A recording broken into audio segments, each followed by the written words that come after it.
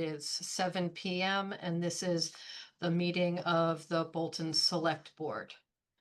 The first item on our agenda tonight was supposed to be some conservation restrictions, but because we are down a board member tonight, we are going to reschedule those conservation restrictions until our next meeting on December 18th. So I don't know if anybody is here on those. I don't think anyone is. So we will just move to our next agenda item, which would be the Department of Public Works update, but I do not yet see our DPW director. So this is gonna get a little bit interesting, I guess, because we're gonna have to take things out of order until Randy gets here. Marie, can I put you on the spot for an early town administrator report? Sure. I'm not sure we have anybody here for some of our other agenda items yet either. Sure. I'm sending the request to share and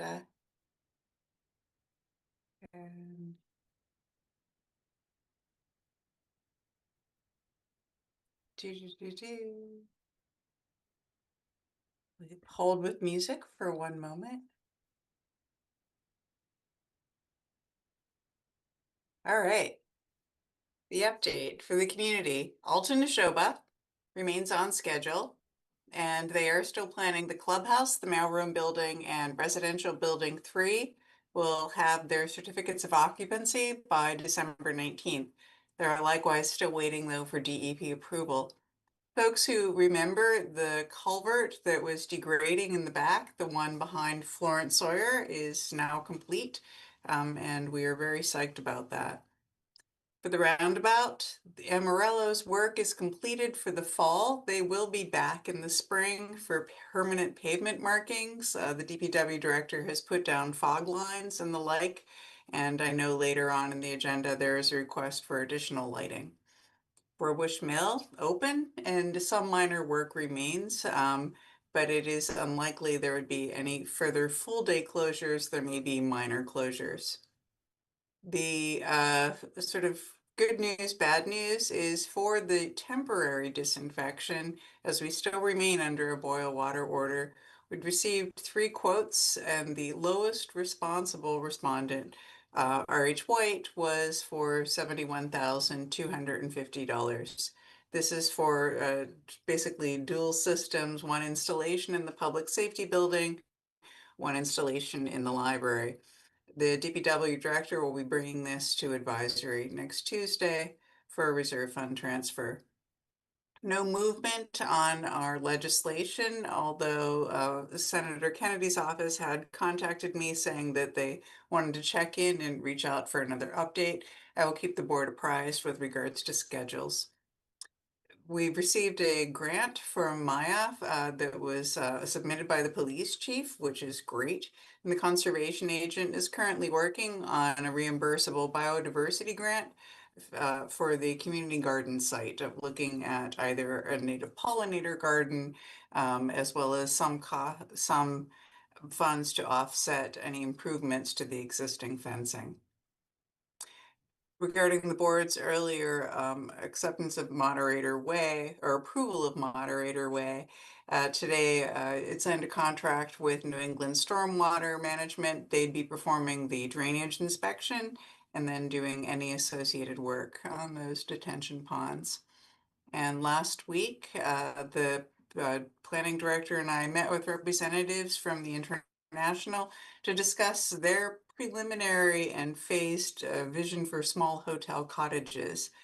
This will be coming again before the board, likely in January, potentially February, as the board's approval for lodging as an accessory use is required. Under good news for staffing, Jody Zinna will be joining the town hall and has accepted the offer as serving as assistant town clerk. I'll be bringing her before the board for appointment and introduction at an upcoming meeting. The police chief search committee proceeds apace, and the position is posted at the MMA as well as the Mass Chiefs Association, which is a listserv of existing chiefs, and on the town website. Our council, like some members of town hall, we've all been beset by illness. The council had begged off and pledged that he would work this weekend to review and forward the draft contract for the interim police chief, Kim Barry. At that point, I will be sharing that with her as well as sharing with the board, seeking feedback, and then ideally this too would be approved in an upcoming meeting. In terms of going us on in town hall, wanted to give the board the update that the collector's office is now initiating monthly notices to parcels with overdue taxes.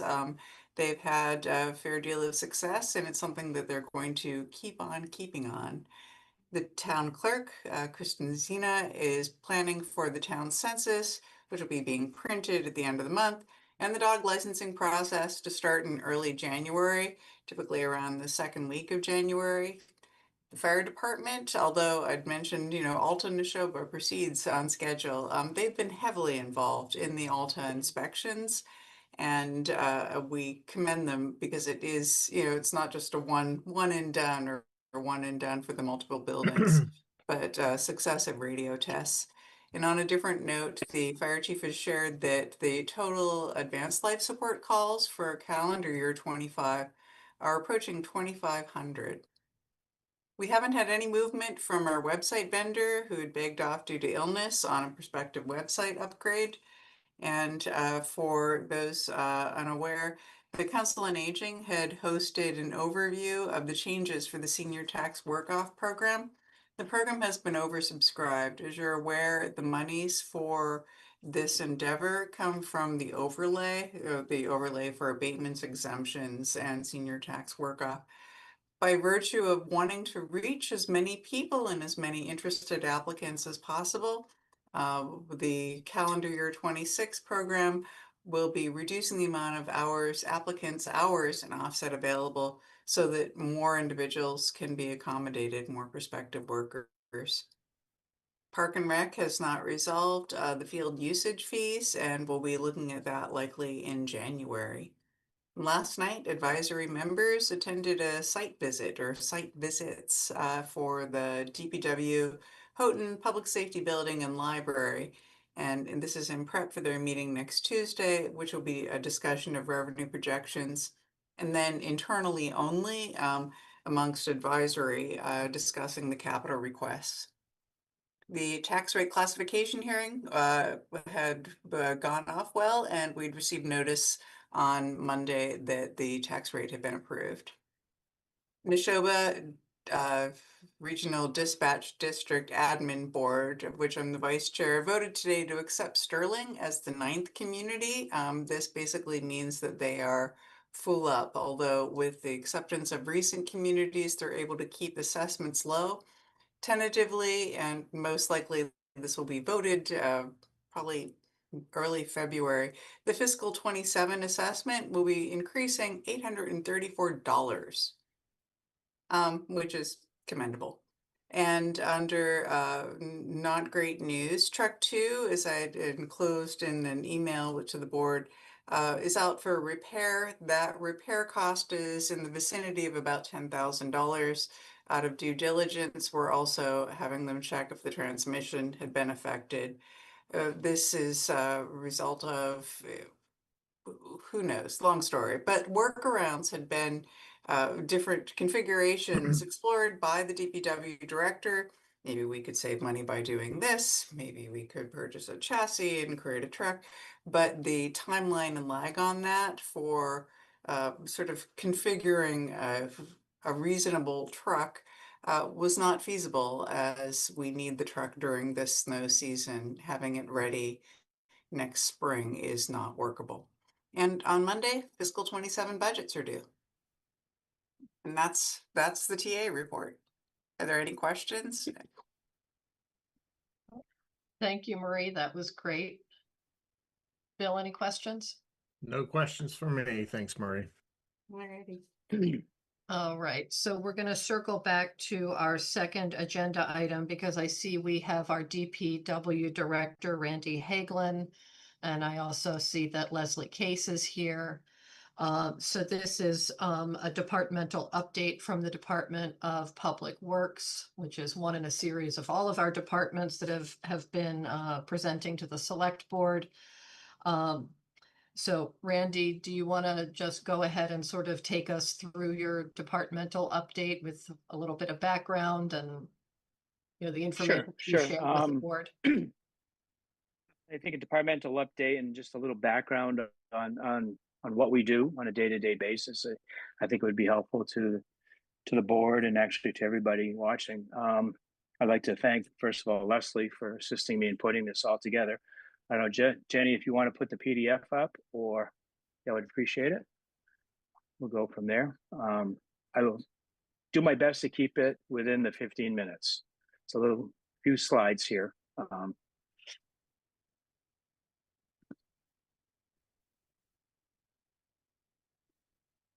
Great, awesome. Thank you, Jenny.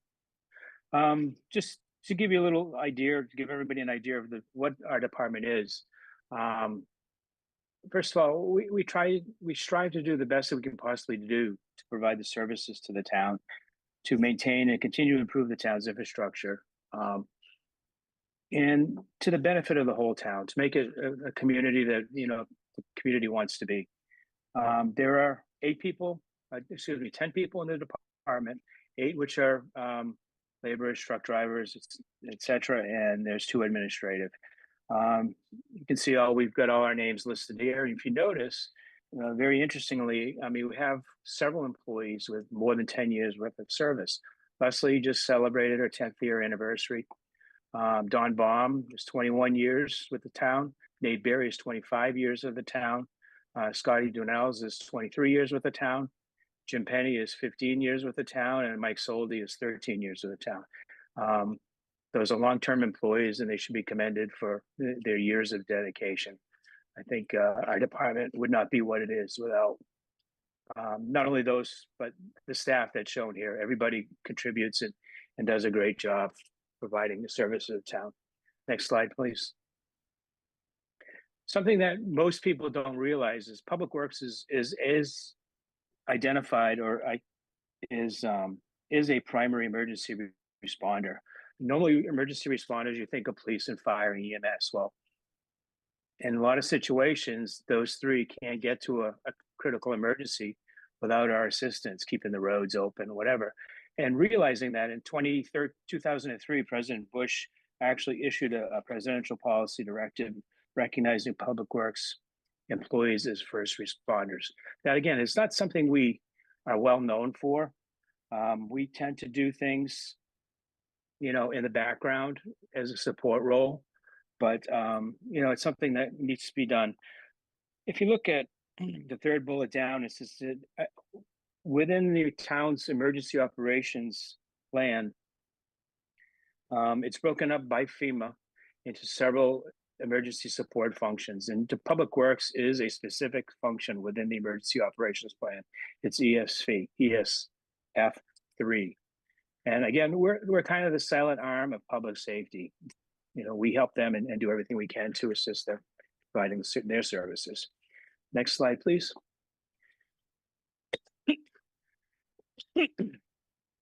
Very quickly, I mean, this is a snapshot of just some of the things that we do.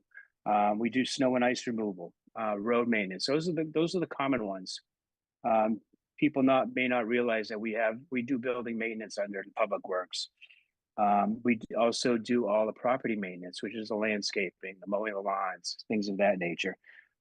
Transfer station recycling center, which most people are probably familiar with, is under the Department of Public Works. The wastewater treatment facility, a lot of people may or may not know, we have a wastewater treatment facility in town that provides wastewater treatment to the library, public safety, and Florence Sawyer and Emerson schools. And then we are also, cemeteries are under our jurisdiction as well. And there are 3 active cemeteries. And we provide also a lot of assistance to the tree warden in the execution of his duties. Next slide, please. You know, snow and ice removal, how timely for this week. You You know, we plow, we make sure that roads and building parking lots are plowed and maintained during snow and ice events to the highest standards that we can do. Believe it or not, there is a science to effective snow and ice removal.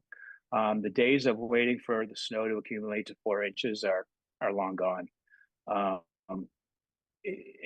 Number one, people don't expect that. People demand much more reactive to snow events. And in fact, we get to the point where we pre-treat the roads with a brine solution to help the roads not cake up with packed down snow in the wintertime. And depending upon what the pavement temperature is, in this chart, it's just a snapshot of depending on what the pavement temperature is, it kind of determines, it uses a guide of what we use for, chemical treatments.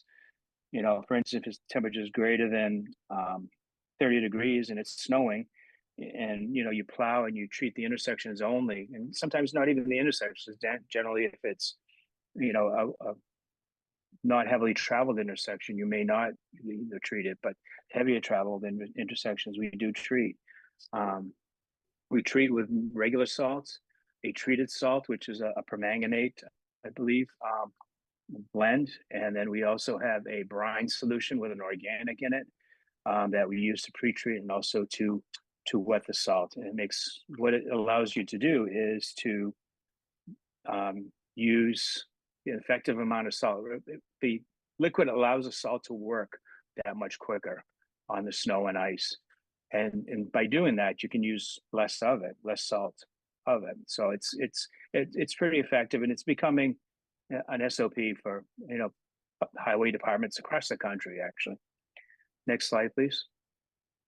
Road maintenance. The staff maintains a total of 77 roads, which total about 60.61 miles, or 121.4 lane miles, and it includes the common things that people think of: sweeping, paving, patching, pothole repairs, mowing, ditching, sign maintenance, street signs, speed signs, stop signs, yield signs. All of those things are maintained by the Public Works Department. Pavement marking, catch basins. We clean catch basins at least once a year. We clean drain lines and repair them when necessary. Culvert maintenance, down tree removal. That's a big one for us right now. Dead animal removal. When we get a call from the police that there's a dead raccoon on Main Street, they call us. They don't call animal control. And we also are big in responding to illegal dumping pickup. In fact, just this past week, we had a couch and a mattress, I believe, up on Green Road. Next slide, please. Roadway paving. Just to give an idea, it's an idea of what is involved in determining how you're going to pave a road. First of all, we constantly assess our roadways and determine their conditions. Paving lists, multi-year sometime are developed with estimates. There's a spreadsheet that I use to length and widths, and depending upon the treatment that we're using. The development of pretty detailed specifications to ensure that when we put it out for bid, that the town is getting a product that, number one, is standard across the board, but also meets the approval of Mass DOT. We apply for Chapter 90 approval. Because the town does not appropriate any specific funds for road paving, all of our paving is done with Mass DOT Chapter 90 funds. And there's an approval process there. You have to submit an application with a GIS map and with a breakdown of the cost to the state engineer. They will come back, either approve it, disapprove it, or make you revise it. Once you get that done, then you have to seek contractor pre-qualification from the Mass DOT. That can take potentially up to a couple weeks. Sometimes they won't do it unless you have your Chapter 90 approval. Then you request your prevailing wages, and that could take several days to get it. Advertising for bids, Central Register, posting in Central Register, combis, distributing the bid packages, receiving the bids, tabulating the bids, compiling the contract to the lowest bidder, providing the contract documents so that all parties can execute the contract. Once it's executed, then the work begins, and we're out there observing the work to be sure that we're getting what was specified. We process contractor payments, and we track their certified payrolls, and then prepare and submit reimbursement requests. And then usually about a month after we submit our reimbursement request, the auditor, the accountant, and the treasurer are seeking, where's our money? So we have to chase down to try and find the status at the state of where our money is, where our reimbursement is. Next slide, please. Town building maintenance. It's the repair and maintenance of all buildings in town, all town buildings. It includes heat, air conditioning, dealing with water issues, water and sewer pumps. The library and public safety and Houghton building all have wastewater pumps that pump to the wastewater treatment plant. Plumbing issues, electrical, generators. Generators are big issues at the public safety and library. Structural issues, supply maintenance. We're constantly placing supplies for paper towels and things of that nature. And day-to-day service requests. What those are requests by other employees, by occupants of the buildings, people in general, requesting service at a particular building. Building maintenance also puts the flags up and puts the flags down for when they have to go, full staff or half mast, depending upon what there's the governor proclamation or the presidential proclamation and such. And that, believe it or not, is a busy job. It seems like every week either the flags are going up or going down. There are a total of 7 town-owned buildings which are under our jurisdiction. We have the town hall, the public safety building, and the fire department, the library, the home building, and Department of Public Works. The building maintenance person, who's Mike Soldi, also manages the custodial contractor. He's in relatively regular contact with the contractor with performance-related issues to the contractor. And I put at the bottom here the old fire station. I just don't want that to fall off the radar of everybody. It's the old building next to the fire station, to the right of the fire station, if you're looking at it on Wattaquatic Hill Road. It's a structurally unsound, unstable building. And in preparation of realizing it was no longer a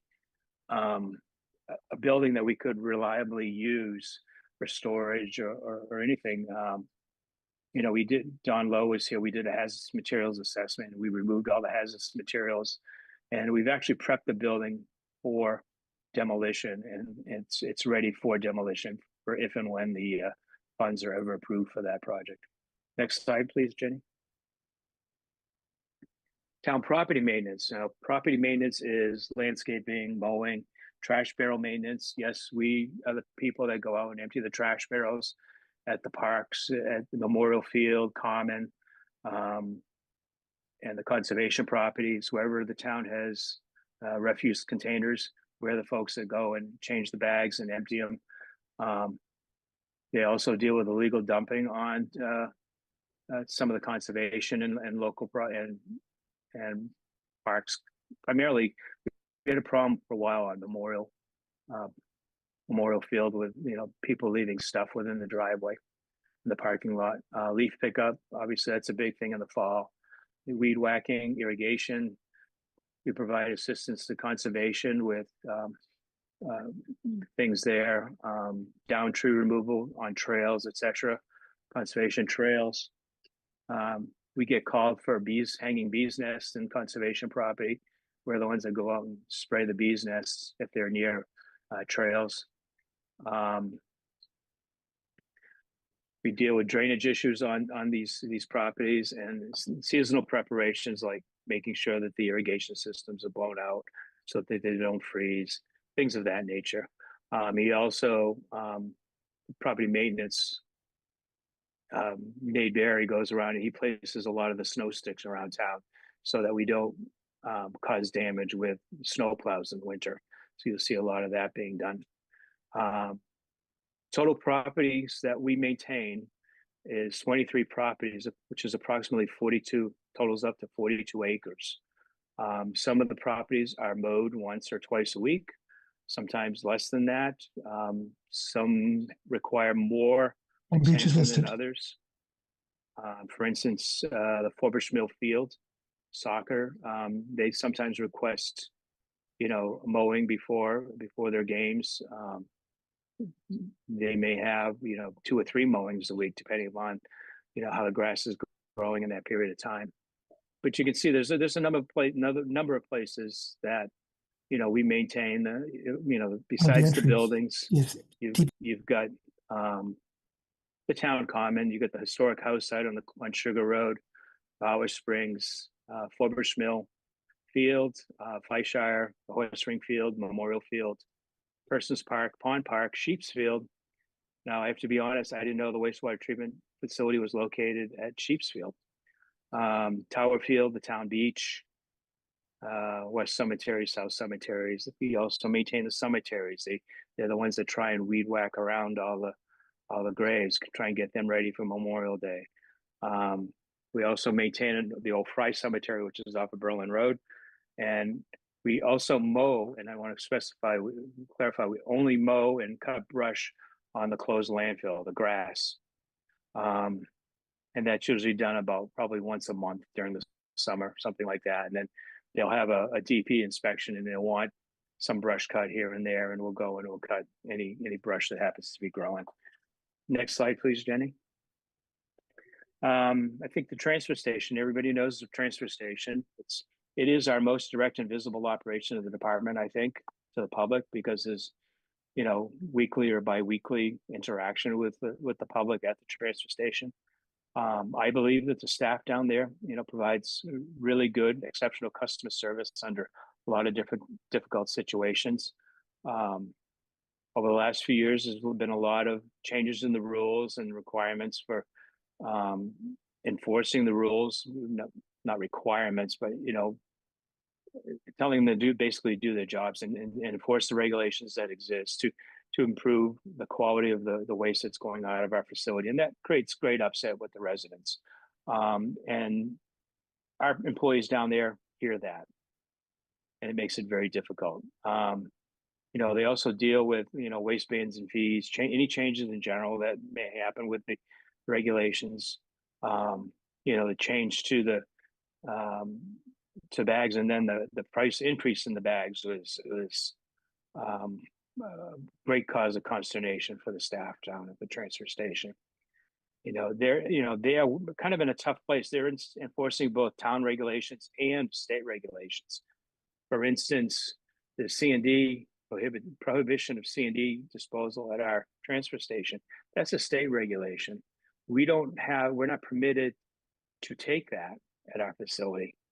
And that's a stated regulation that they try. So, they're really caught in between sometimes of trying to enforce the different regulations. And they work under probably not ideal conditions. They're out there in the heat and the extreme cold and rain and snow and all types of weather.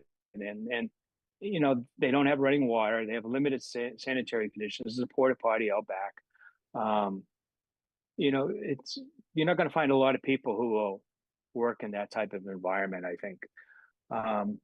It's also important to note that 2 employees at the transfer station are not only transfer station employees, they're also highway employees. And while they're not plowing or landscaping or doing other highway maintenance issues, they do that, and then they'll go and work at the transfer station. So they're kind of dual rolled, triple rolled. Randy, And I also- don't want to cut you off, but Yeah. I do just want to try and keep a little bit on track because we do have a really full agenda. Yep. So I really appreciate the level of detail here. I think it's really illuminating for everyone to understand how much the DPW does that we don't necessarily see visibly or think about. Okay. But could you take us through maybe some of the biggest challenges and goals that you see for the next year or so? Sure. Can and how you, Jenny, do you mind going down a few slides? Keep going. Let's go back with just one. I think this one is with a little pie chart, just very quickly, just giving an indication of what we do, and then we'll talk about how we. In 2025, we had 355 unique service requests, and those are calls to the office requesting specific service. But I think that's important. That's more than one every day. Jenny, next slide, please. Questions always come about how a project's chosen. Building assessment, we use that. I use that to try and determine what's the projects we're going to do in the buildings. Culvert assessment, that plan is used to determine what culverts are going to be addressed. There were 17 culverts that are identified as needing replacement with total cost facing the town of $29 million. And we're starting to address some of those replacements. Pavement management, I mentioned we drive over roads and assess them. Well, one of the tools we use is pavement management, where they come in and evaluate each road and come forth with recommendations. Next slide, please, Jenny. Just quickly on the capital projects that are underway. Roundabout project is $1.9 million. It's basically substantially complete. The paving to do in the spring. Forbush Mill Culvert, again, that's $1 million. That road, as everybody know, just reopened. Next slide, please, Jenny.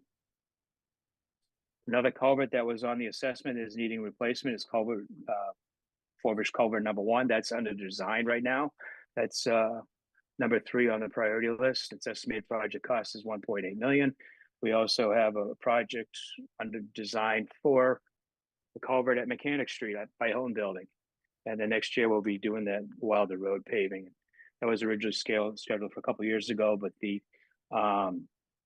because it got delayed because we needed the funds for other projects, primarily the roundabout, it got pushed back and cost increased. Next slide, please. How do we fund all these projects? For the culvert projects, Forbush Road, Green Road, and any more, we try and get all grant funding to the greatest extent possible. We have special earmarks that we're funding. Of course, Forbush Culvert number 1, I've applied for grants for the design for the construction, and we're going to be applying for grants for Green and Annie Moore Road as well for just the design portion. Quite an extensive list of CIP projects were submitted with our budgets. Pretty extensive. I'm going to be honest. I relayed this to Marie that if all of those projects get approved, which I don't expect, but if they do, it will be quite a undertaken to be able to pull that off. Roadway paving, we only pay with chapter $90. We don't typically use town dollars, and it's based on our assessments of the roads, subject to funding, and our work is also limited by our workload and also contractor scheduling. Library and public safety water issue, we're still working towards a resolution to that. Next slide, please, Jenny. How do we work smarter? Again, snow and ice, I kind of mentioned it. We use, roadway temperature monitors installed on key equipment, provides us assistance in determining what is the best, what is the right chemical at the right time and the right amount. We're trying to be big on preventative maintenance with our equipment before winter with our big trucks. And we consider when we purchase equipment to see if there's a multi-purpose function for that equipment. The GIS is ongoing. I think you're aware of that. Transfer station cameras is that will assist us greatly in operations. The biggest issues, next slide, please. Moving forward, good. Our work and service request tracking software is being retired. We started searching out replacements. We're finding they're quite a bit more expensive than what we had, but we're still working for a resolution there. You probably see them in my monthly reports that I think Marie forwards to you. Transfer station, depending upon what recommendations are of the ad hoc committee. With 2 employees, that can be a challenge. I had in previous town had a similar transfer station, and we had 4 employees doing processing and recycling and making sure people had stickers and things like that. The library and public safety water issue, again, is a funding and regulatory issue that's moving forward. That's going to be a big issue. School building maintenance right now, if there's a big maintenance hit at either Florence, Sawyer, or Emerson, it comes out of the building department account. We don't have a separate line item in our budget. And that is something that is completely unexpected and has hit us, more than once. I think we've paid for hot water heaters and like at the school, and it's a huge hit on our departmental budget. Issues moving forward. I believe that the fire escape at the town hall is an important thing. Health and safety reasons. I continue to struggle with the procurement challenges. It's a lot of work to put out a bid, and I don't think the average. I'm probably the department that puts out the most bids, and I think nobody can realize how much time, energy, and it's not something you can just do and put out. You got to put it aside, then go through it again to make sure you've covered everything. It's a long process. A challenge moving forward is establishing an effective roadway paving list using only Chapter 90 funds. In 2020, our backlog was like $3.9 million, and we needed to spend about $700,000 a year to maintain our roads at current standard, and we've been putting significantly less. So we're seeing a decrease in the quality of our pavement. Implementation of the CIP. Again, it's a lot of work for one person.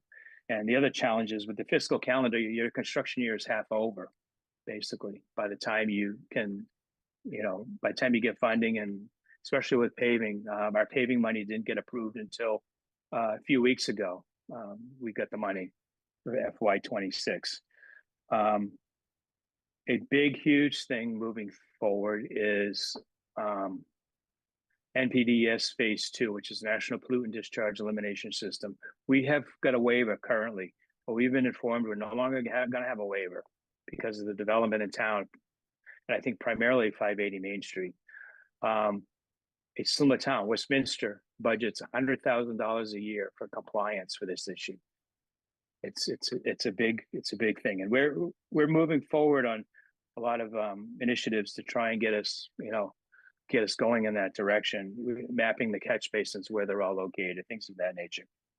Our staff working conditions is something that has to be addressed moving forward.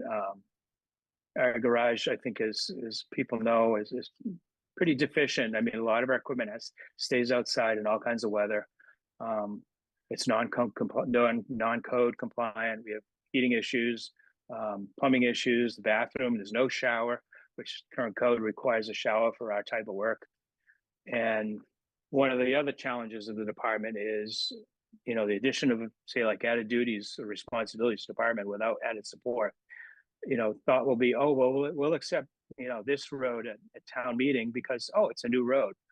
Well, that mileage eventually is going to cost the town money, and it requires maintenance from our department.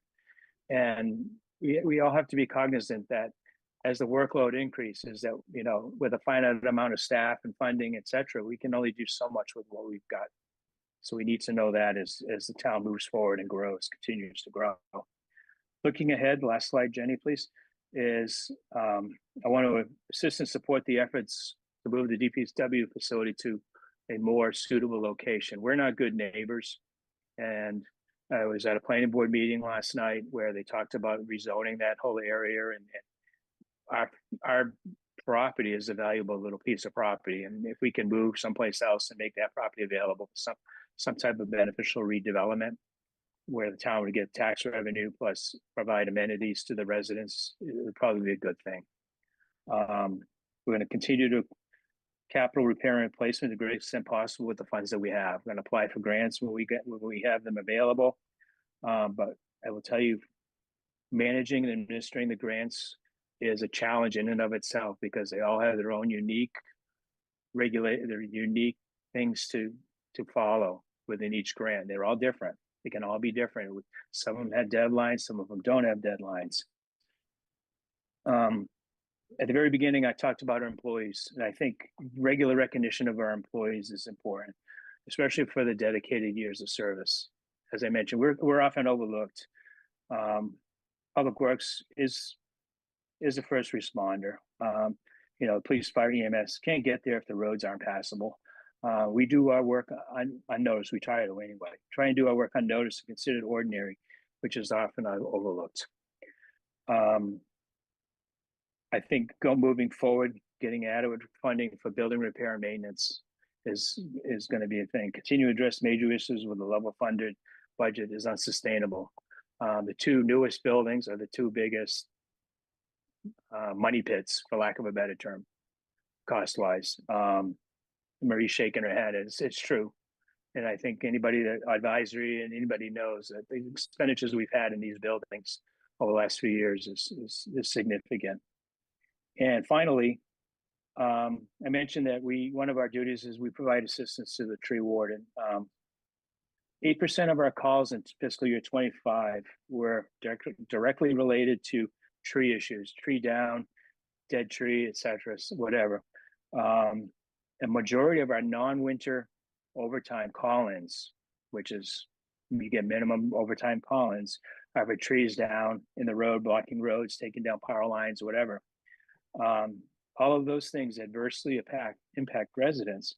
I think moving forward in long term, we really need to address long-term sustainability and really have an assessment done of the street trees in town and try and identify and come up with a plan of addressing those things. And I understand that is a huge burden, a huge workload burden on the town tree warden.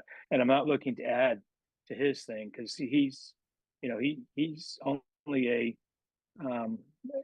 for what he gets paid, it's pennies per hour for the amount of time he puts in and managing his tree contracts and etc. But that's one thing that's really neat. And I understand Bolton really likes their trees, but when they're dead, they become problematic or infected.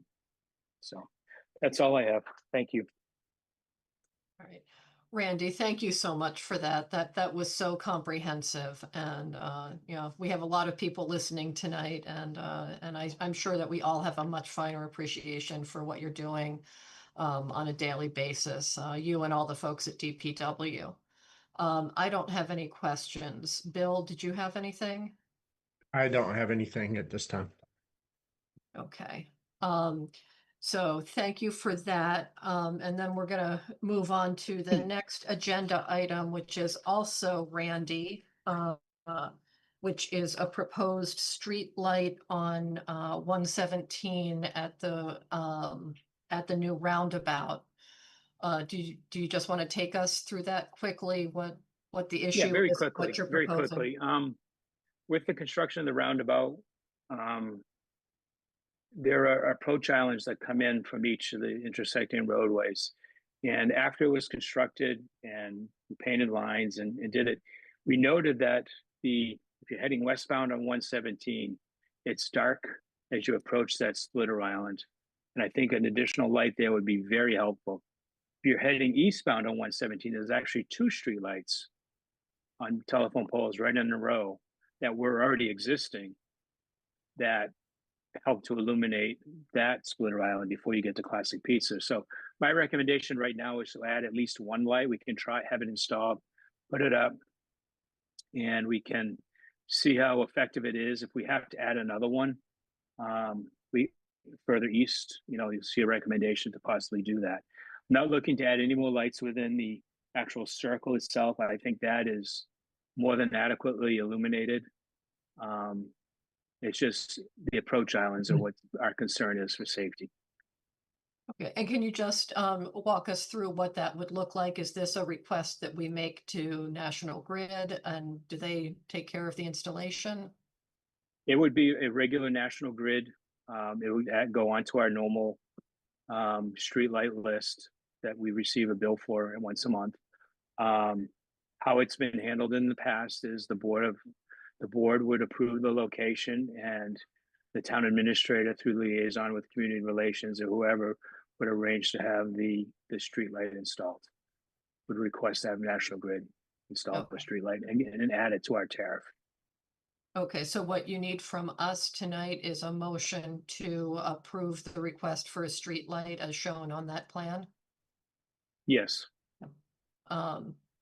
Is there a motion? Yes, I make a motion to install a street light on existing pole 59 to the east of the rotary or roundabout. And I'll second that.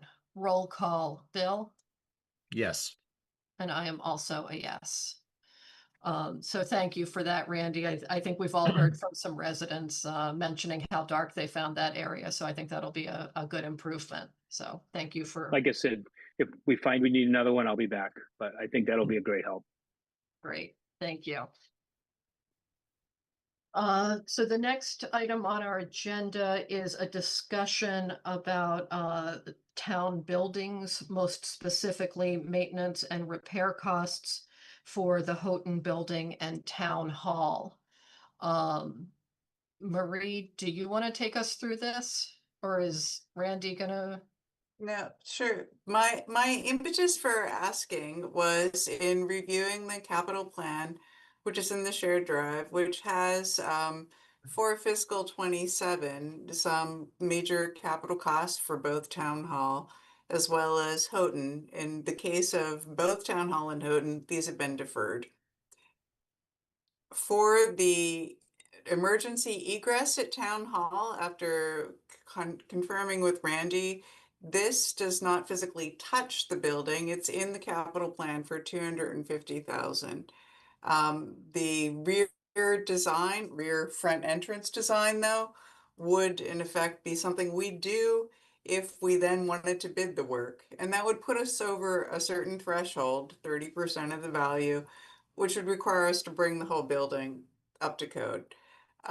In terms of accessibility and per the fire chief sprinklers, as well as, you know, having a lift and the like. I'm seeking the board's insight and their preference or where they're going.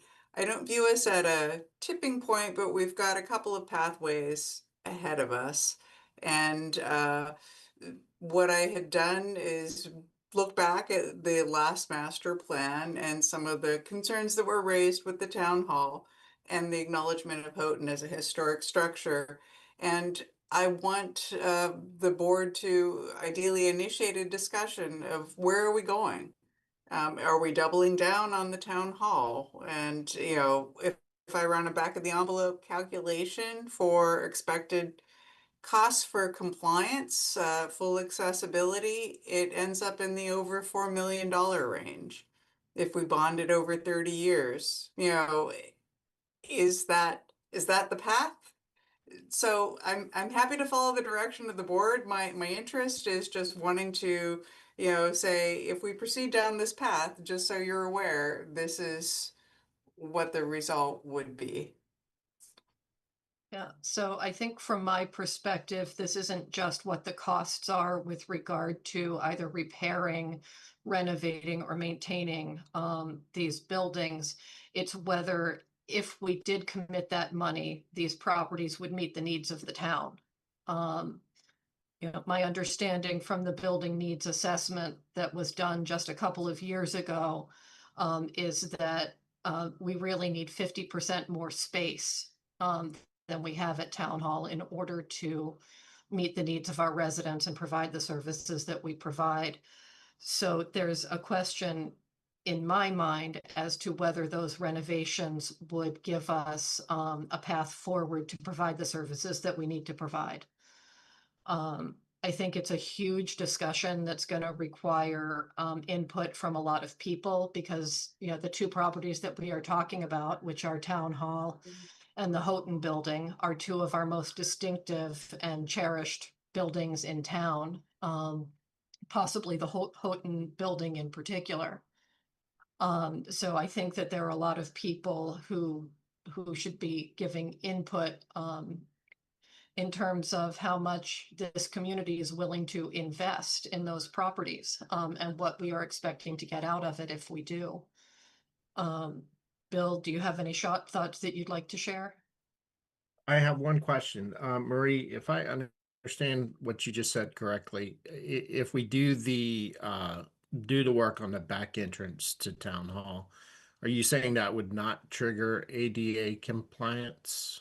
Or would it? As it is a structure that is separate from the building, which is partially the rationale behind the extensive cost of $250,000.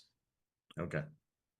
But again, one of the things is I will bring up with my fiscal 27 budget recommendations, we lack an HR person. If we were to not reassign some of those responsibilities to an existing staff member, we lack a place to put them, even on a temporary basis.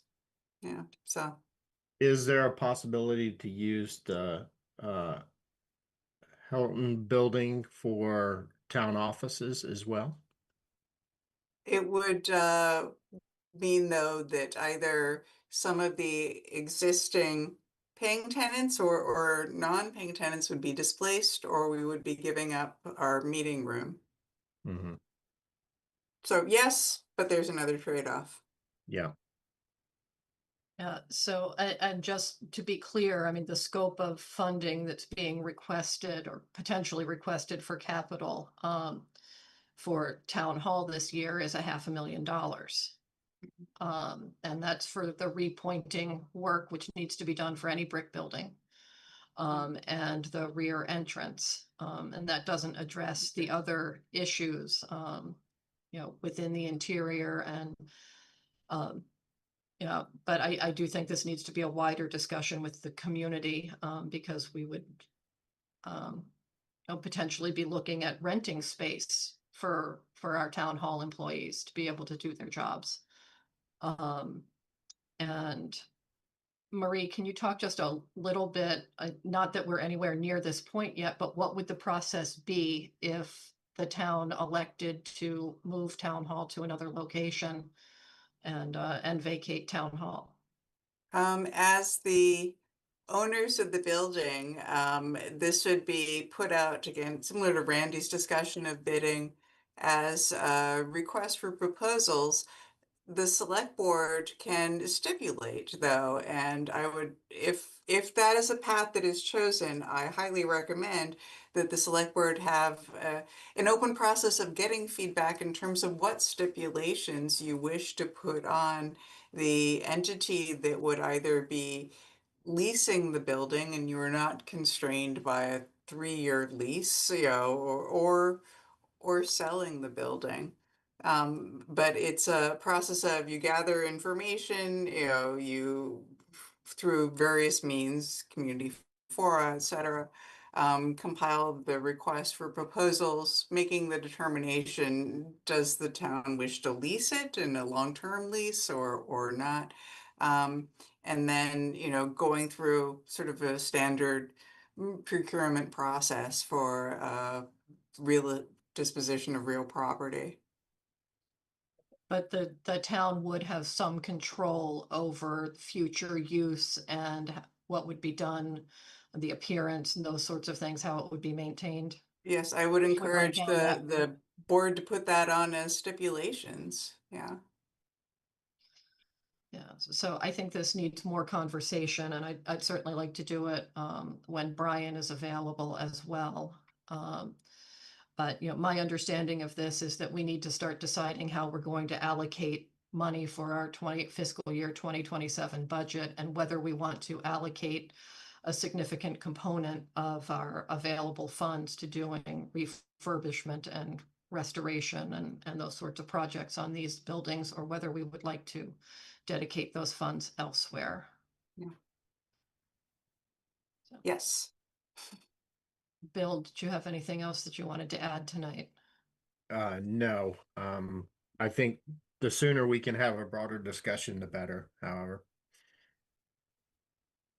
Okay. Well, thank you for that. And on that note, we are going to move on to our next item, which is the Advisory Committee Future Forecast Report from Advisory Chair Bob Guerrero. All right. Hi, good evening, everyone. And thanks for giving me a few minutes to discuss this with the board. So I wanted to report out on some work that the advisory committee has done in some future budget forecasting. This is really a result of the lead up to last year's town meeting, when in many of the discussions that we had and what we heard from many members of the town is that we would all benefit from some more deliberate future planning and future forecasting. And I think there was broad agreement that this would be helpful. So the advisory committee took an initial stab at this, and I just have a couple slides to kind of show you what we came up with. Jenny, can you share those, or do you want me to share? Okay.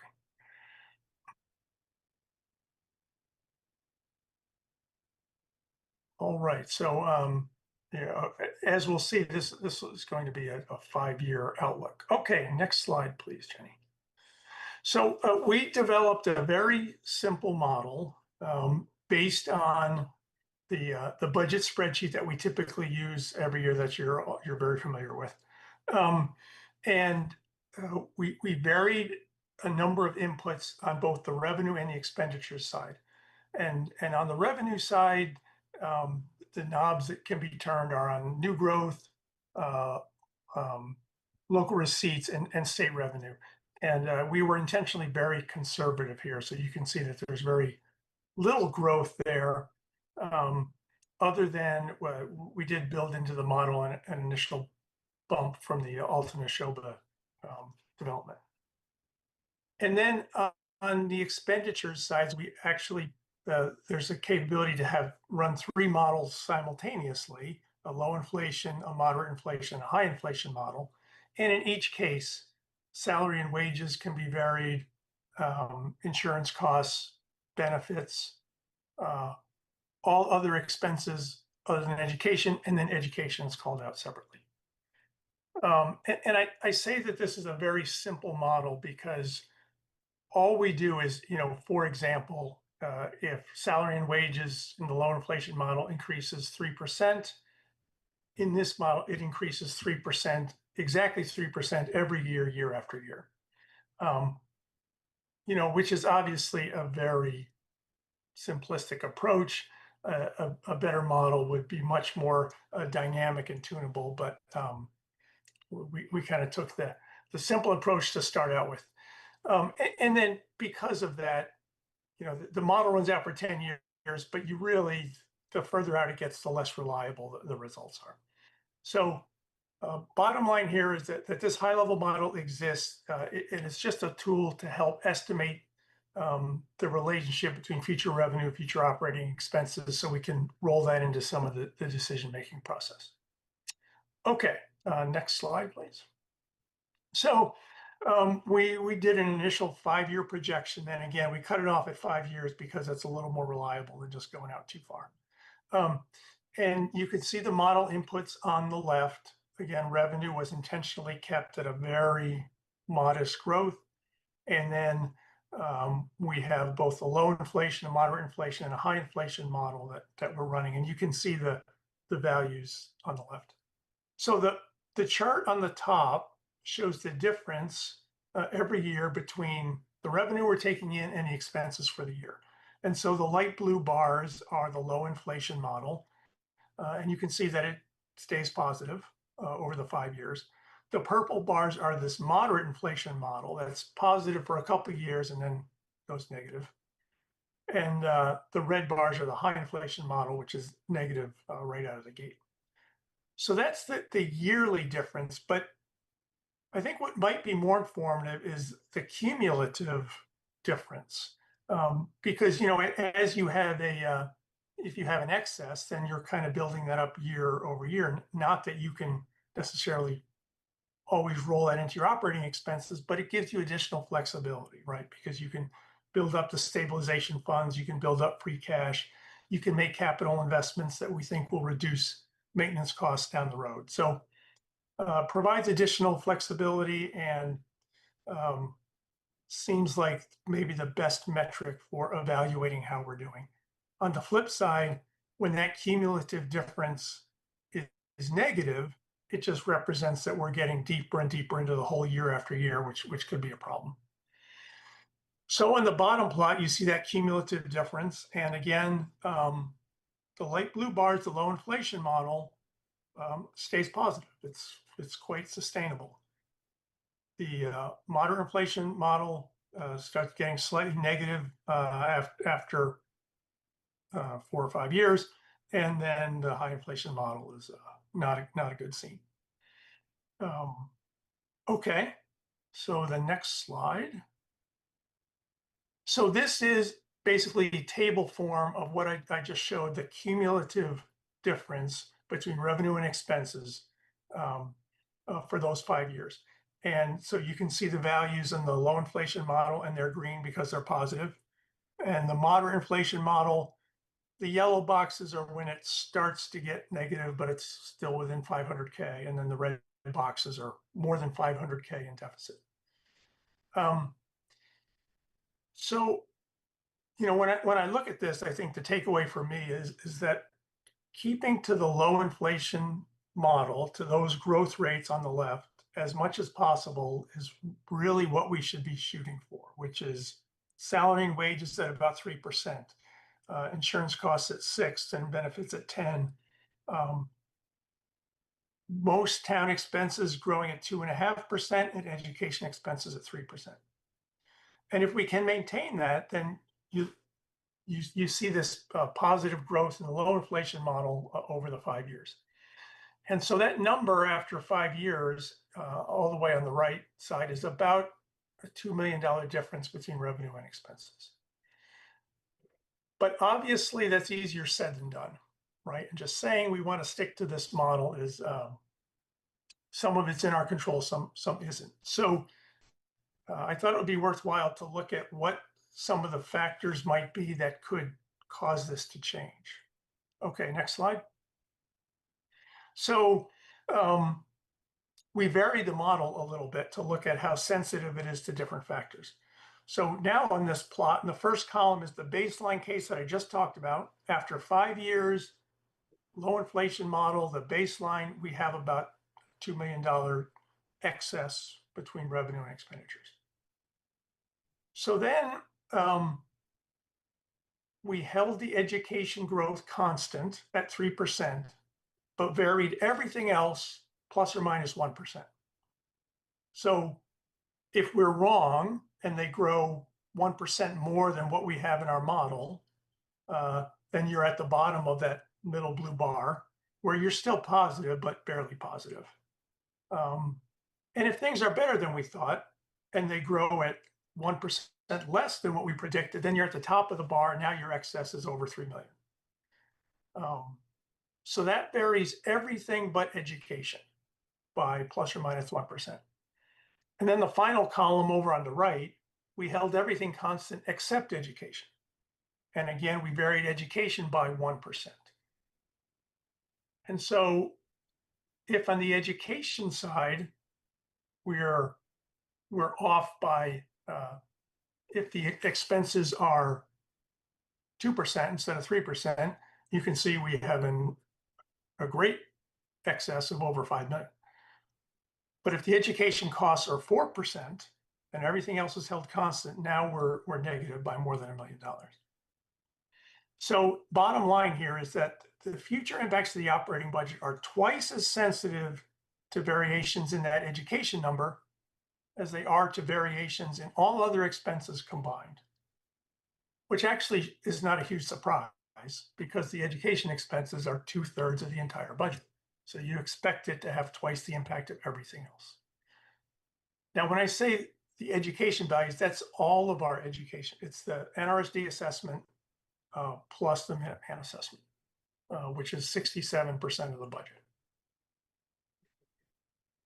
Okay, so that brings us to the final slide, which is, you know, one of the takeaways for me is maintaining that education assessment at 3% or very close to it is very critical for our future sustainability.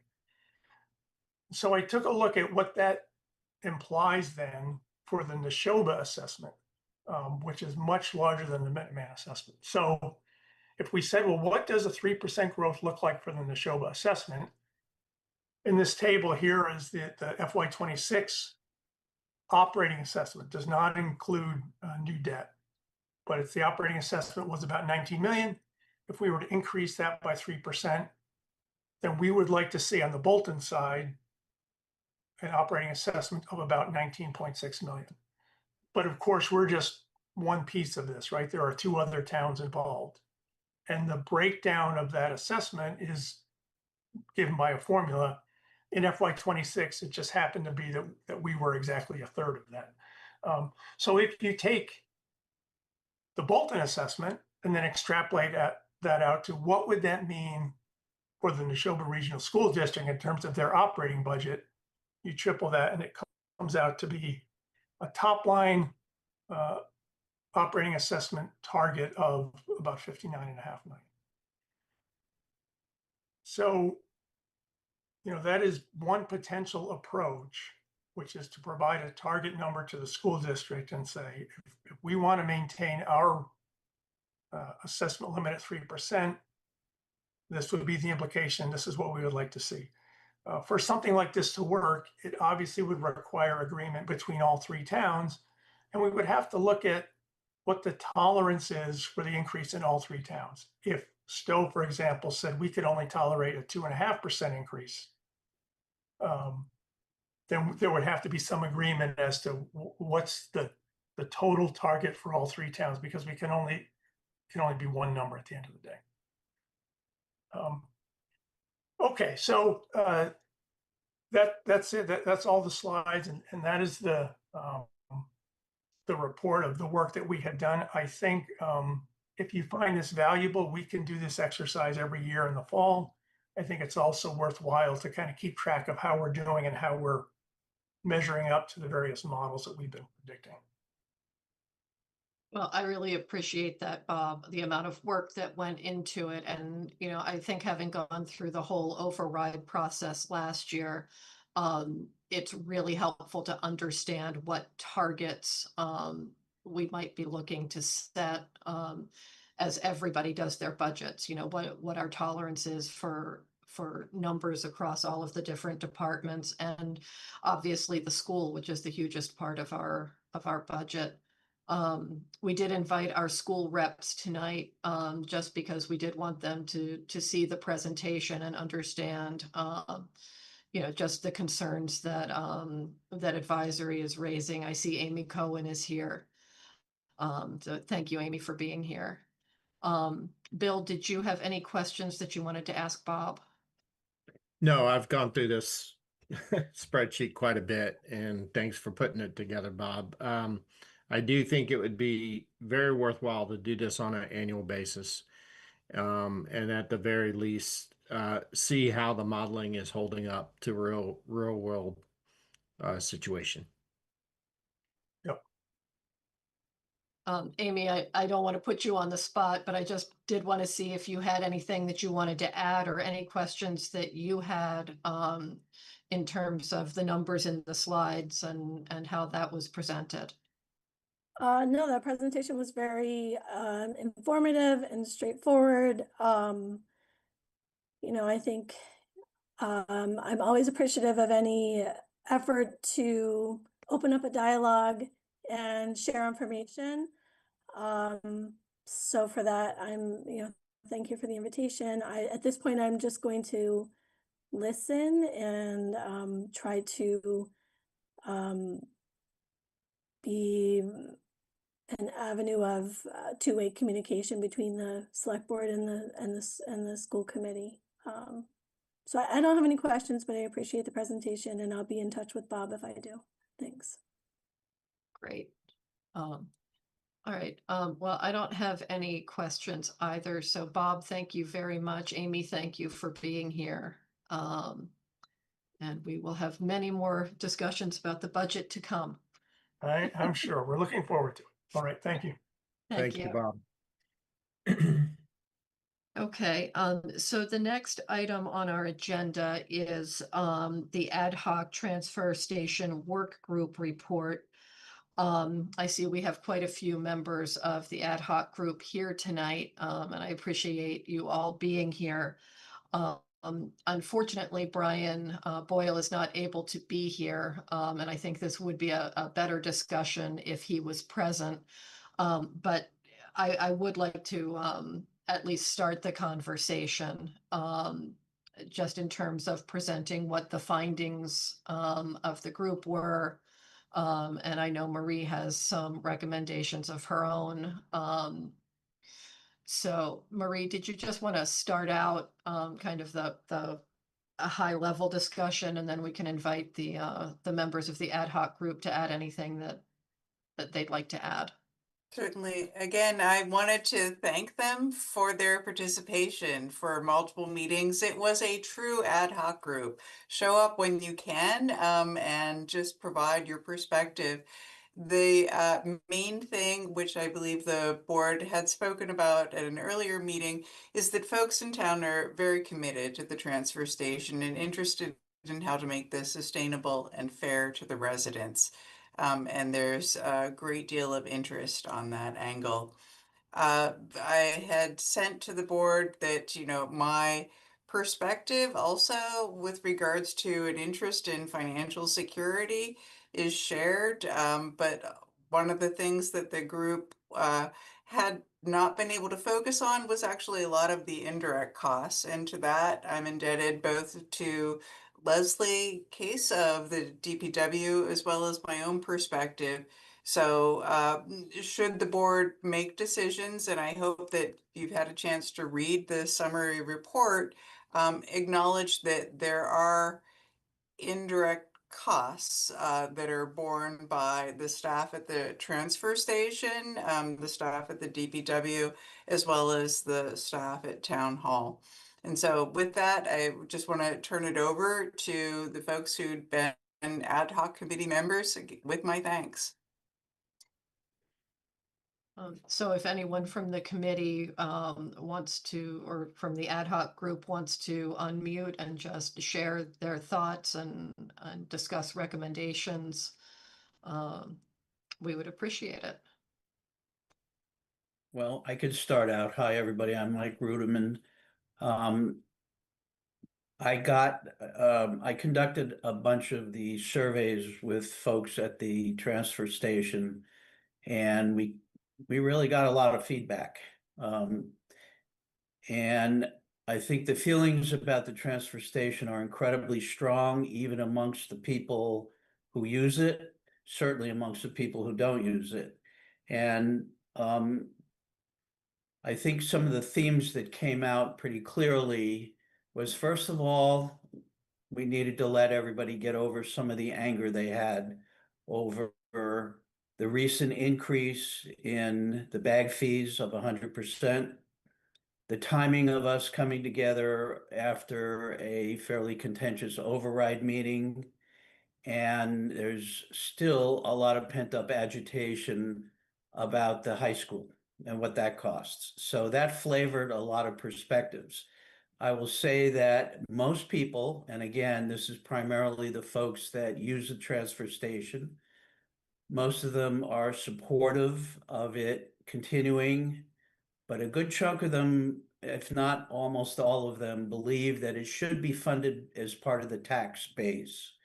And we had discussions about the finances and the attempt to keep the transfer station not only open, but to try to minimize the burden wherever possible on the tax base, because we almost had a closing of the transfer station. So I won't speak for the other folks on the committee that were involved in a lot of the numbers. I was just on the operational side, but I will say, especially talking to the folks, the DPW folks at the transfer station, there's some very strong recommendations about, number one, controlling access to residents only. I was surprised to hear from the DPW folks about how much abuse there is of folks apparently not town folks that regularly come in.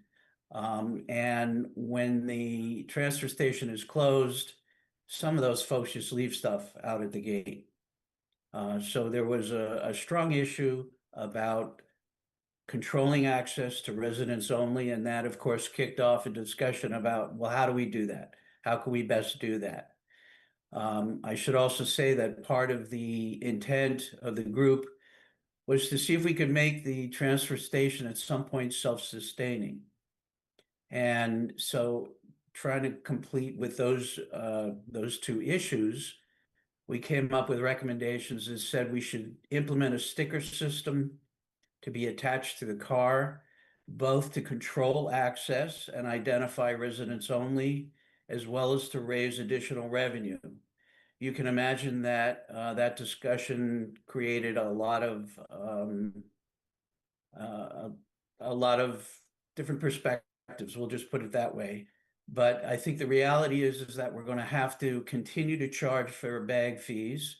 We're going to have to implement fees for residents, additional fees. And that brought up the next issue was, how are we going to control that? Now that if we have stickers on the cars, who's going to control that? How are we going to go about doing that?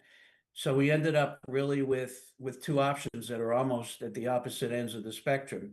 One is to fully automate that, either through a gate or somebody mentioned a license plate reader. And besides the cost associated with that, there were some concerns, obviously, about some privacy issues, about having data collected electronically. The other option is that we'd have the folks at the transfer station monitor and check to make sure everybody had stickers. Scotty was not necessarily opposed to that, but we got into a discussion about how are we going to do that with the current layout. If we check for stickers at the entrance to the transfer station, that's probably not going to work because traffic will back up onto Forbush Mill. And we've already had the issues with the police being concerned about that at times. So the only other option is to move the checkpoint somewhere more inside the current layout. One of the suggestions that somebody made was to turn around the traffic flow and have it go opposite the way it is now, maybe moving the shed, the DPW shed, closer towards the entrance, not at the entrance, or having somebody located by the Boy Scout shed, and then create a traffic flow that instead of going around to your right and working your way across, you would go around to your left. You could get checked for resident right there, head immediately to the dumpsters, and then work around the other way. So those are a couple of recommendations that were made for your consideration. The other issues that came up were strong interest in a point of service activity to be able to buy or pay for stickers and bags right there at the transfer station. Checks are becoming almost obsolete at this point. Everybody does everything either online or with Venmo or whatever it is. So a lot of people wanted to see that. And that, of course, therefore requires connectivity and some other issues. So we outline that in some of our recommendations. Trying to think, Alan, any of the others that I know what it is. I wanted to mention especially, there was a huge amount of interest in reinstituting the swap, the take one, leave one. And we identified a couple of issues with that as well from past experience at the town, the transfer station. The major one was it would have to be monitored. Somebody has to babysit that, because if left unmonitored, what they found was that people were just leaving junk there that they didn't know what else to do with. So that became a problem. The other issue was it has to be protected from the weather, or else every time it rains, we ended up with a big mess. So of course that has some staffing implications, whether that's actually paid staff or volunteers. If we re-implement that, that's a consideration that that needs to occur. The other things that came up, there was an interest in composting, which we didn't make any specific promises one way or the other. We just said, we'd include that in some of the things that we looked at. There also is some confusion about what is recyclable and what isn't recyclable, particularly in terms of the plastics. And a lot of people were quite surprised to find out that the plastic bags that you get at the supermarket are not recyclable in our current stream. So there was a recommendation to clarify and maybe post signage at that bin so people had a better understanding of that. And in general, there was an interest in having more clear information regularly available. Many people, for instance, didn't know that we have the ability currently to recycle mattresses. And I explained to them how that would work, and that was news to a lot of people. So I think in terms of clarifying what the services are, and especially what is recyclable and what isn't recyclable, that was definitely something that people were interested in. We also got a sort of a semi-verbal commitment that the Boy Scouts would be interested in doing more if they could. So that was an option that we could look at as well. Perfect. Well, you mentioned scouting. It's David Bosley, not only my town resident, but also one of the committee members for the Scouts here in town, and a few things. One is, for instance, when Marie and I went up to Harvard and explored the Harvard transfer station, they have a sticker type system, and they indicated that within 2 or 3 weeks each year of implementing the new sticker, they find in a very general sense that there's full compliance, so that they don't really monitor the stickers after that, 2 or 3 weeks in. Again, that has a labor saving component. But with respect to the Scouts, again, not knowing exactly what is on the table, a few of us have had a preliminary discussion, and where the town maybe to want to, essentially put a shed where the Scouts currently have their bottles and cans sorting shed. We'd be open to that discussion, because to a degree, some of our naive thoughts are, if we could move our shed up closer to the bottles and recyclable containers, visibility means a lot. Making people do an extra stop, most probably in some cases dissuades them from, hopefully easily redeeming or taking care of their redeemables into a shed, which would then take that out of the stream that the town has to pay for. So, if the town wants to pursue that down that angle, we will gladly discuss that. Again, I think there is an opportunity to reduce the bottles and cans that do get tossed away. We have to figure out a best way to do that, but it's definitely something that we would be open to. I would submit that, some people have approached us and said, well, why doesn't the town do this? Well, the only reason this is economic for us is because we disobey all child labor laws. I mean, when you think about that, on average, we've got about 4 Scouts up there, plus parents, most weekends.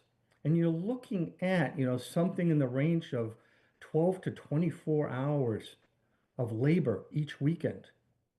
You can quickly in your mind figure out what that cost would be if we were to take that on as a town expense. So that's why, again, it's been a great benefit to the town to have the Scouts do it, and we do a lot with that. In addition to scouting, there's a number of other causes that we help support. So again, if the town leadership would like to have a further discussion of that, we're definitely open to considering some of those options. Great, thank you so much. We're not going to take any formal action tonight, but Bill, generally speaking, would you be agreeable to ask Marie to draft a potential charge for a new committee, permanent committee on the transfer station that we could discuss in more detail and maybe vote on at the next meeting? Yes. Okay, so I think that that's where we're going to leave it for tonight, just until we have a full board, you know, especially for something as big as forming a new permanent committee. And maybe taking up some more of the recommendations that really need to be considered for fiscal year 27. So again, thank you to everyone who participated in the ad hoc group. Thank you for your volunteer time. And I think it was very valuable in terms of gathering information and getting a lot of different ideas for how we can work with the transfer station. So I know we're running a little behind, but we are at the public comment component of our meeting. So if anyone has a public comment that they would like to offer tonight, this is the time to do that. I will remind everyone that public comment is limited to 10 minutes unless I extend it, and that each speaker is limited to 5 minutes. And further, that any comments must be limited to subjects within the select board scope of authority. Okay, we'll start with Mr. Levin because I see his hand first. So last select board meeting, the town administrator mentioned that the Elderly and Disabled Tax Fund Committee was going to have a meeting today and finalize the application. That happened, and it will be posted in the next couple of days, along with another document which explains the timeline for applying and how you get help. Okay, thank you very much for that update.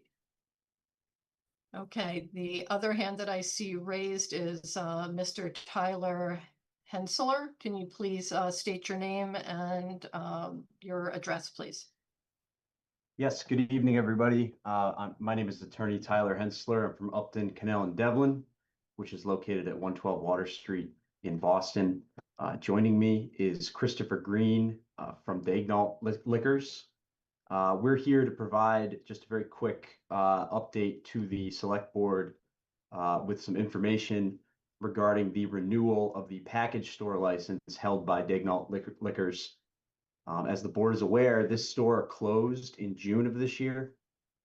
However, before this time, Christopher Green had been actively trying to sell this license, even having received offers for the business and other verbal expressions of interest. However, due to the landlord's apparent issues with the prospective new tenants that would take the license and the lease premises over from Daignault Liquors, each of the deals to date have fallen through. To this day, the landlord has not been willing to work with any of the buyers that Mr. Green has engaged in negotiations with, effectively blocking each proposed license transfer. Daignault Liquors has also attempted to find another location to relocate to after seeing that the relationship with the landlord has deteriorated, but he's not been able to find a suitable property yet. These issues with the landlord and the financial strain continued to persist until in June of this year, Mr. Green decided to close the store and fully commit to selling the license. Since closing the store, Mr. Green has been even more engaged in selling the license and currently has another interested buyer for this license. So that brings me to the reason that why we are here tonight.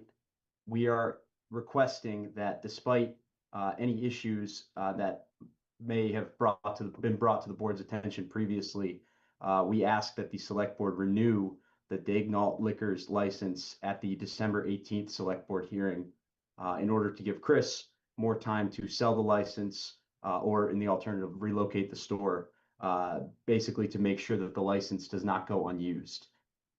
Mr. Green and Daignault Liquors, which Mr. Green runs with his brother, have been good business citizens and exemplary operators here in Bolton since taking over this store in 2014.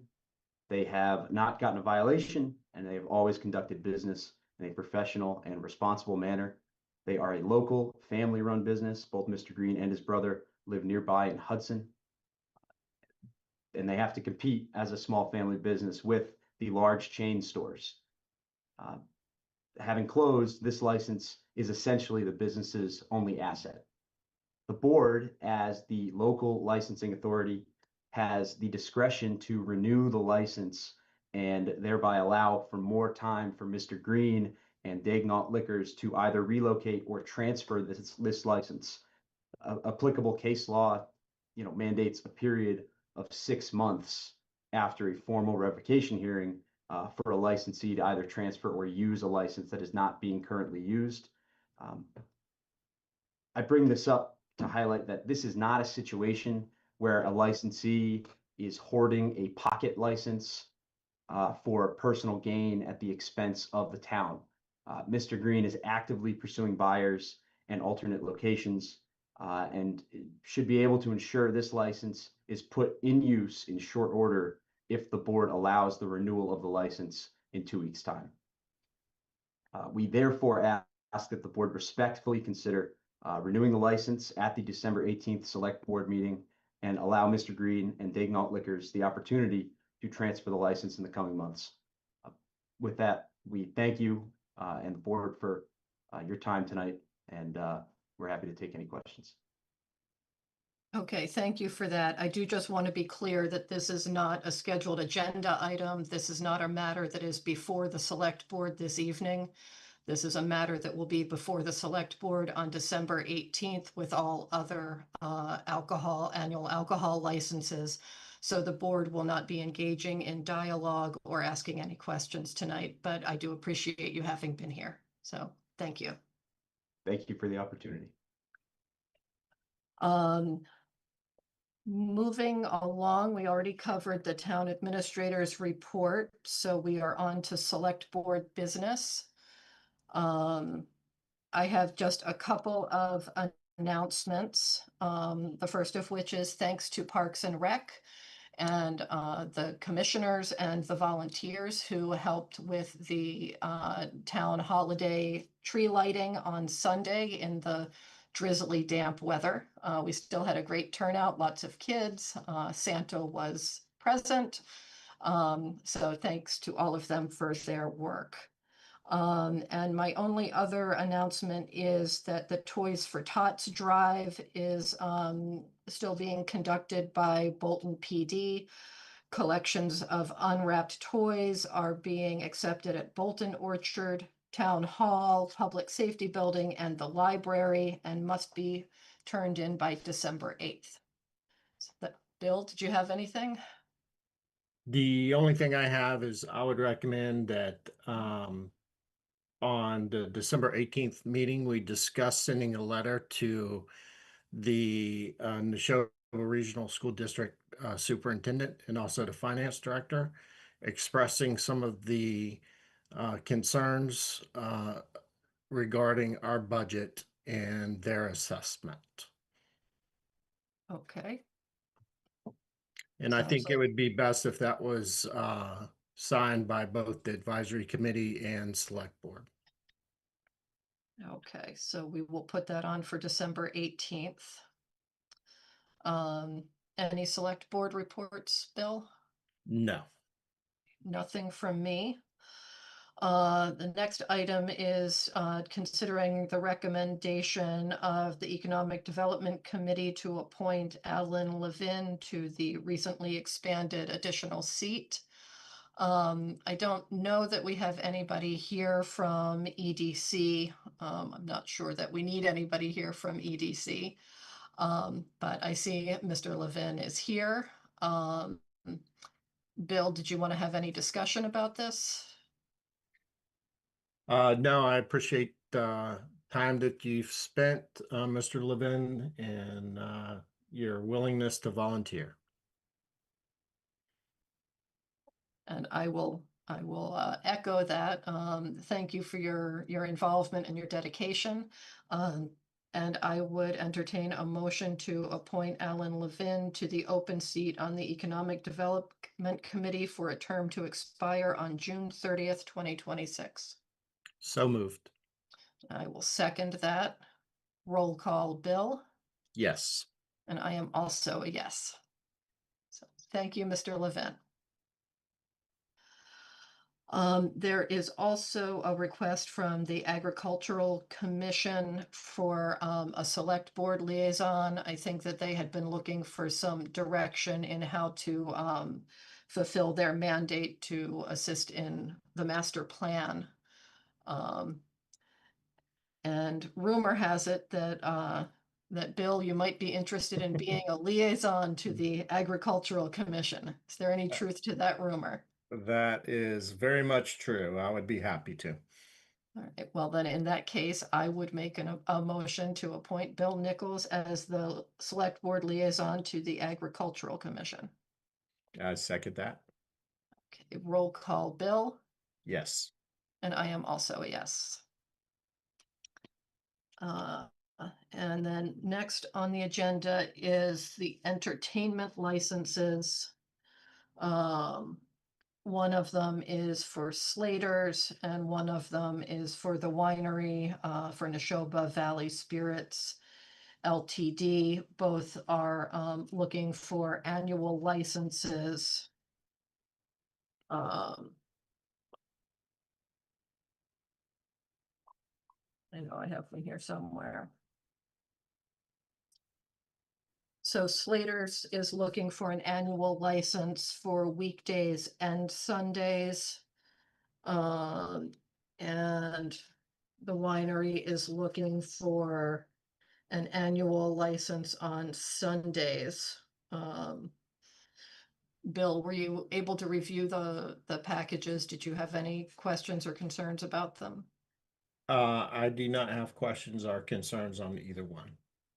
Okay. Just a correction that Neshoba was for Sunday through Saturday, 11 to 11 p.m. Oh, So they're okay. both weekday and Sundays. Sorry, I was looking at the box checked at the top, which said Sundays. So you are correct. So my understanding is that this is all just in keeping with what they have been doing historically, but now that we have the entertainment license, this just sort of solidifies it. So, you know, I don't have an issue with granting the licenses. Bill, is there a motion? Motion to grant entertainment license for Slater's and Neshoba Valley Winery LTD. All right, I will second that. Roll call, Bill, Yes. and I am also a yes. So let's see, that means we are on to bills and payroll warrants. Is there a motion to approve bills and payroll warrants W26-11? So moved. I will second that. Roll call, Bill, Yes. and I am also a yes. And last but not least, Jenny with the wonderful minutes of November 6th and November of 20th.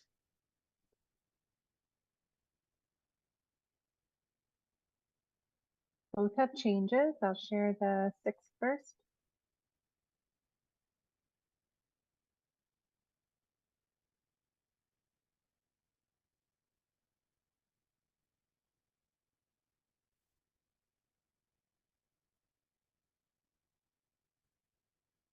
And I will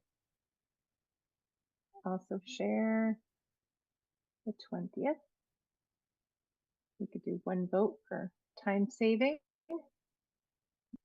We're gonna do it.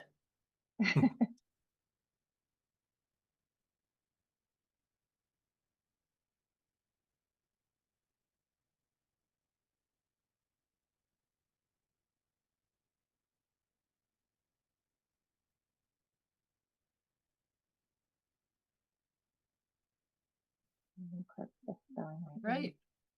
Is there a motion to approve the minutes of November 6th and November 20th, 2025 with the changes shown? So moved. And I will second that. All in, roll call, Bill, Yes. and I am also a yes.